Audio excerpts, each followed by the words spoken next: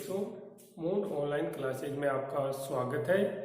आज अपन कक्षा 8 का अध्याय अपना हमें संसद क्यों चाहिए इसके बारे में अध्ययन करेंगे। इससे पहले अपन ने दो अध्यायों के बारे में अध्ययन कर लिया था। पहला अध्याय था अपना संविधान, दूसरा अध्याय था अपना धर्मनिरपेक्षता। इसके बारे में अपन ने अध्ययन कर लिया। आज अपन देखेंगे कि हमें संसद क्यों चाहिए और संसद के क्या कार्य हैं, इनके बारे में अपन अध्ययन करेंगे। जो लोकतांत्रिक शासन प्रणाली है उसमें दो मुख्य बातें होती हैं। एक तो जनता की निर्णय प्रक्रिया में भागीदारी तथा लोकतांत्रिक सरकार है उसमें जनता की सहमति। इन दोनों विचारों के बीच में जो संबंध है उनके बारे में आज के अध्याय में अपन अध्ययन करेंगे। जब भारत आजाद हुआ 15 अगस्त 1947 को, उससे पहले यहाँ पे ब्रिटिश शासन व्यवस्था थी और ब्रिटिश शासन व्यवस्था के जितने भी कानून नियम थे वो जनता की सहमति पर आधारित नहीं होकर एक दबाव से यह बाध्यकारी शासन कार्य संचालित था। यहाँ की जनता उनको अपनी सहमति या स्वीकृति से नहीं मानती थी, बल्कि उनको दबाव या दंड के भय से उनको मानती थी। उनका विचार था कि यदि इन शासन व्यवस्था का विरोध किया जाएगा तो ब्रिटिश अधिकारियों द्वारा उसको यातनाएं, दंड दिया जाता था। इस वजह से वो भय के माध्यम से ब्रिटिश कानूनों का पालन करते थे। लेकिन धीरे धीरे ब्रिटिश कानूनों का पालन करते करते यहाँ के समाज में एक विरोध उत्पन्न हुआ और उन्होंने एक स्वतंत्र भारत का सपना जिसमें जनता की भागीदारी हो, ऐसा सपने उन्होंने संजोए थे। तो जो स्वतंत्रता प्रेमी थे उन्होंने समानता, स्वतंत्रता और निर्णय प्रक्रिया में हिस्सेदारी, इन तीन मुख्य बिंदुओं को लेकर एक आंदोलन चलाया और उस आंदोलन के द्वारा यहाँ से ब्रिटिश शासन व्यवस्था को उखाड़ फेंका था। और उसी तीन बिंदुओं को लेकर उन्होंने अपने सपने बनाए थे, जिनको आज के भारत के संविधान में शामिल करके उनके सपनों को साकार रूप दिया गया। तो आज हमारे देश में एक लोकतांत्रिक शासन व्यवस्था को अपनाया गया तथा साथ में ही उस शासन व्यवस्था में संसदीय शासन प्रणाली को अपनाया गया है। तो लोकतांत्रिक शासन व्यवस्था होती है उसमें सबसे महत्वपूर्ण भूमिका जनता की होती है, यानी निर्णय करना, कानून बनाना, कानून को लागू करना। इन सभी बिंदुओं के पीछे एक शक्ति निहित होती है और वो होती है जनता की। लोकतांत्रिक शासन प्रणाली की जो मुख्य धुरी या शक्ति है वो है जनता। यानी जनता ही लोकतांत्रिक शासन प्रक्रिया में निर्णयों में भाग लेती है। उन निर्णयों के पीछे उनकी अध्यक्ष शक्ति निहित होती है, जनता की मुख्य भूमिका होती है। हमारे देश में लोकतांत्रिक शासन प्रणाली के साथ में संस्थात्मक शासन प्रणाली को अपनाया गया है। तो अपन पहले देखते हैं कि जो लोकतांत्रिक शासन प्रणाली है उसमें दो चीज मुख्य है, दो बिंदु है। एक तो है कि शासन कार्य में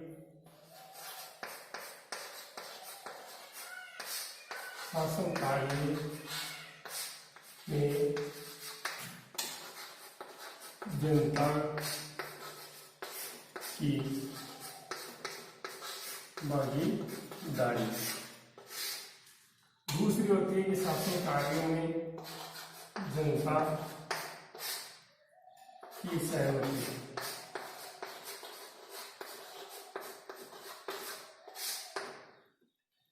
शासन कार्य में जनता की भागीदारी और जनता की सहमति, ये दोनों लोकतांत्रिक शासन व्यवस्था के आधार स्तंभ है कि जो निर्णय किया जाता है उसमें जनता की क्या सहमति है। सहमति का अर्थ यहाँ पे अपन अर्थ ले सकते हैं कि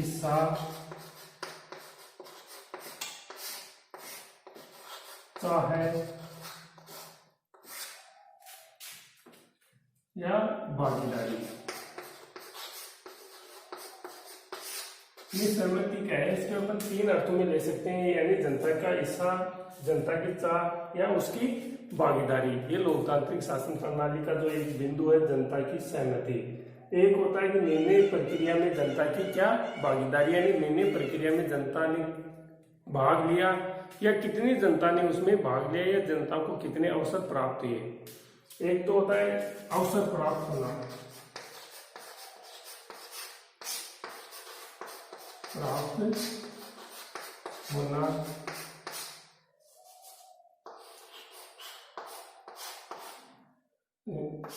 और एक बिंदु आता है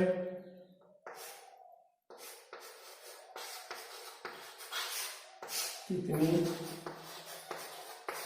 जनता ने भाग लिया। इन दोनों में एक अलग अंतर है। अवसर प्राप्त होना लोकतांत्रिक शासन प्रणाली में ज्यादा महत्व दिया गया है, क्योंकि यदि शासन प्रक्रिया में अधिक जनता को अवसर प्राप्त होंगे, चाहे वो रुचि से भाग ले या नहीं ले, लेकिन उनके लिए अवसर हमेशा उपलब्ध होने चाहिए। तो इसलिए ये ज्यादा बात है, बिंदु है, ये ज्यादा महत्वपूर्ण है कि जनता को कितने अवसर प्राप्त हुए निर्णय प्रक्रिया में भाग लेने के लिए या शासन प्रक्रिया में भाग लेने के लिए। दूसरा होता है कितनी जनता ने भाग लिया। जनता जागरूक है और अपने अधिकारों के प्रति और शासन कार्य के प्रति रुचि रखती है तो अधिक संख्या में जनता भाग लेगी, और यदि शासन कार्य में और जो उनके अंदर जागरूकता की कमी है तो शासन कार्य में उनकी भागीदारी क्या होगी, कम। लेकिन सबसे महत्वपूर्ण है कि उन सबको उस भागीदारी में अवसर प्राप्त होना जरूरी है। अब अपन देखते हैं कि जो संसद है उसका निर्माण कैसे होता है या संसद में कौन कौन भाग लेते हैं। तो पहले अपन देखते हैं कि सरकार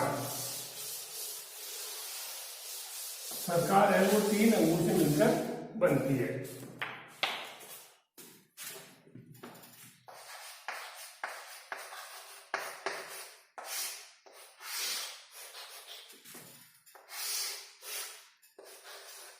सरकार के अंग 3 अंग है। पहला है व्यवस्थापिका, दूसरा अंग है कार्यपालिका, तीसरा अंग है न्यायपालिका। इस प्रकार सरकार के 3 अंग है, व्यवस्थापिका है, कार्यपालिका और न्यायपालिका। व्यवस्थापिका का काम है कानून या अपने कानून को विधि भी कहते हैं बनाना। कार्यपालिका का कार्य है कानून को लागू करना, कानून या विधि को लागू करना। और न्यायपालिका का अर्थ है कानून की व्याख्या करना, कानून का उल्लंघन करने पर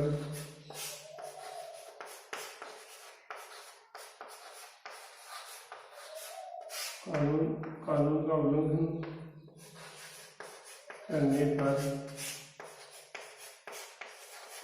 दंड देना और संविधान की रक्षा करना।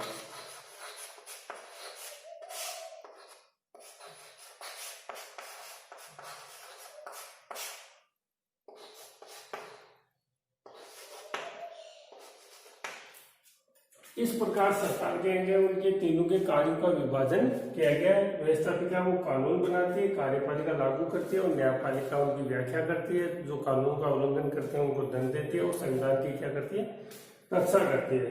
तो अपन देखते हैं कि जो व्यवस्थापिका है इसको हमारे देश में अपन संसद कहते हैं, यानी कानून बनाने का जो कार्य करती है वो कौन करती है, संसद। और आज का जो टॉपिक है हमारा, हमें संसद क्यों चाहिए, इसके बारे में अपन अध्ययन करेंगे। तो अपन देखते हैं सर्वप्रथम की जो व्यवस्थापिका या संसद है इसमें कौन कौन शामिल है। तो जो सरकार में भी 3 अंग शामिल है, इसी प्रकार संसद के भी 3 अंग है।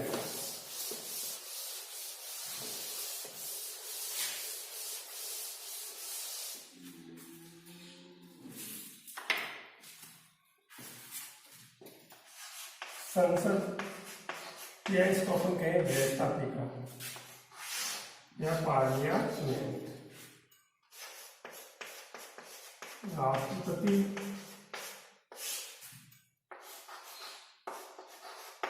लोकसभा,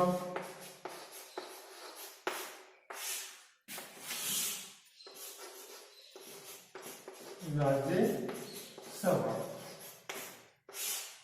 तो इस प्रकार संसद के भी 3 अंग है, राष्ट्रपति है, लोकसभा और राज्यसभा। यदि सदन की बात करें अपन तो सदन 2 है, लोकसभा और राज्यसभा। लोकसभा के जो भी सदस्य हैं उनका चुनाव प्रत्येक जनता स्वयं भाग लेके करती है और राज्यसभा के जो सदस्य हैं उनका जनता स्वयं भाग में लेकर जनता द्वारा प्रतिनिधि चुने जाते हैं। वो प्रतिनिधि ही राज्यसभा के सदस्यों का चुनाव करते हैं। तो ये होगी प्रत्यक्ष शासन प्रणाली, और लोकसभा क्या है, प्रत्यक्ष शासन प्रणाली, यानी इसमें जनता स्वयं भाग लेती है और राज्यसभा के जो सदस्य हैं उनके चुनाव में जनता द्वारा चुने हुए प्रतिनिधियों के माध्यम से चुनाव किया जाता है। तो अपन देखते हैं कि लोकसभा है और राज्यसभा दोनों के सदस्यों को क्या कहा जाता है, सांसद कहा जाता है। सांसद सदस्य, जो सदस्य हैं उनको क्या कहा जाता है, सांसद कहा जाता है। लोकसभा की जो सदस्य संख्या है वर्तमान में वो है 545 सदस्य, जबकि राज्यसभा के जो सदस्य हैं वो है 245 सदस्य, यानी वर्तमान में 245 सदस्य राज्यसभा में, अधिकतम 250 हो सकते हैं, अधिकतम 250, लेकिन वर्तमान में कितने 245 सदस्य हैं। लोकसभा में अधिकतम हो सकते हैं 552, लेकिन वर्तमान में कितने 545 है। 545 में से निर्वाचित सदस्य हैं, निर्वाचित सदस्य 543 और 2 सदस्य हैं वो क्या है, मनोनीत है।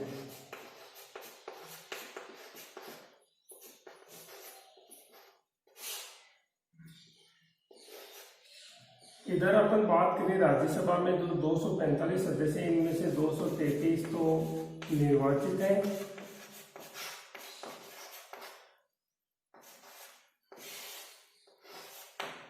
और 12 सदस्य हैं वो हैं मनोनीत,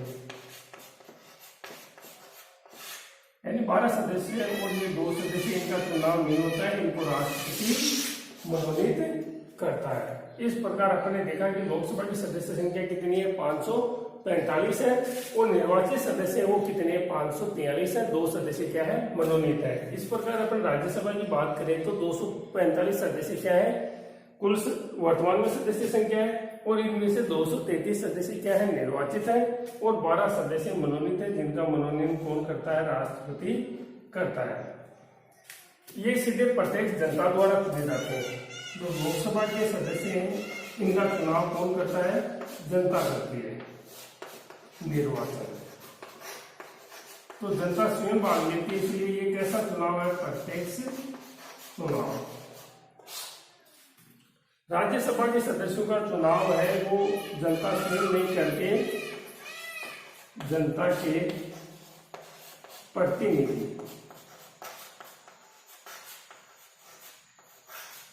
जनता के चुने हुए प्रतिनिधि चुनाव करते हैं या निर्वाचन करते हैं। तो ये कैसी प्रणाली है, अप्रत्यक्ष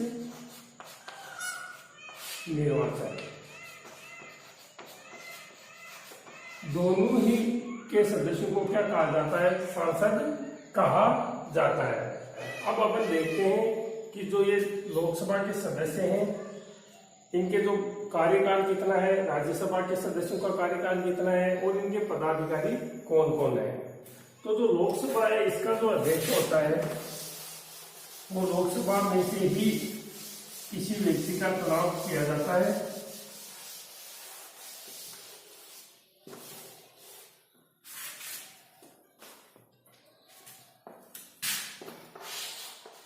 लोकसभा की अध्यक्षता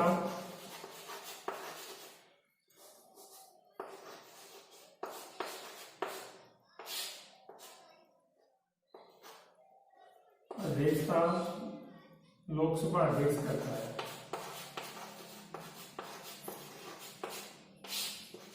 लोकसभा अध्यक्ष करता है, जबकि राज्यसभा का जो सभापति है वो भारत का उपराष्ट्रपति होता है, भारत का उपराष्ट्रपति। यानी राज्यसभा का सभापति कौन होता है? भारत का उपराष्ट्रपति होता है, जबकि लोकसभा का अध्यक्ष है वो कौन होता है? लोकसभा अध्यक्ष होता है। इसका चुनाव लोकसभा के सदस्य अपने में से ही करते हैं। ये है इनके पदाधिकारी। अब लोकसभा का जो कार्यकाल है, कार्यकाल ये 5 वर्ष है, जबकि राज्यसभा वो स्थायी सदन है। प्रत्येक 2 वर्ष बाद में 1/3 सदस्यों का चुनाव कर लिया जाता है। तो राज्यसभा कैसा सदन है? स्थायी सदन है। इसके जो सदस्य हैं उनका कार्यकाल, सदस्यों का कार्यकाल 6 वर्ष, यानी राज्यसभा के जो सदस्य हैं उनका कार्यकाल कितना है? 6 वर्ष का है। यह था अपना लोकसभा और राज्यसभा जो संसद के 2 सदन है।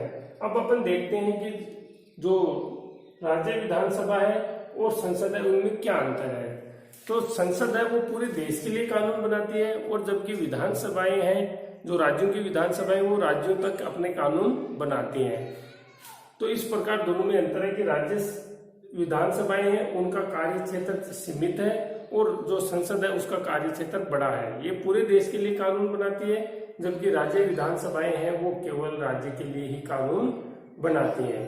किसी राज्य में सांसद है, अपन बोले जैसे सांसद लोकसभा सदस्य या राज्यसभा सदस्य, उनकी संख्या अधिक है तो कई राज्यों में कम है। इसका कारण ये है कि जिस राज्य की जनसंख्या ज्यादा होगी वहां पे जनसंख्या के अनुपात में सीटों का अलॉट किया गया, सदस्यों को अलॉट किए गए हैं। तो उसी आधार पर उनकी सदस्य संख्या निर्धारित की गई है। तो जैसे यूपी राज्य है उसमें जनसंख्या भारत के सबसे ज्यादा जनसंख्या वाला राज्य है, तो वहां पे लोकसभा और राज्यसभा की जो सीटें हैं वो क्या होंगी? अधिक होंगी। वहां पे सीटों का आवंटन अधिक होगा, और जिनकी जनसंख्या कम है वहां पे लोकसभा या राज्यसभा की सीटें क्या होगी? कम होगी। तो जो ये अंतर पाया जाता है राज्यों का, अलग अलग राज्यों में अलग अलग सीटों का अनुपात है वो जनसंख्या के अनुपात में किया गया है। यानी जहाँ पे ज्यादा जनसंख्या निवास करती है तो उनका प्रतिनिधित्व ज्यादा होना चाहिए, जहाँ पे जनसंख्या कम है तो वहाँ का प्रतिनिधित्व भी क्या है?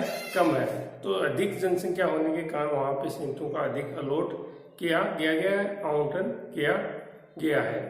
तो ये अंतर है। फिर अपन देखेंगे कि जो संसद है उसके क्या क्या कार्य है। पहला कार्य है सरकार बनाना है, दूसरा कार्य है सरकार का निर्धारण करना, उनको मार्गदर्शन देना, तीसरा काम है कानून बनाना। ये अपन नेक्स्ट वीडियो में अध्ययन करेंगे। आज के लिए इतना ही, धन्यवाद।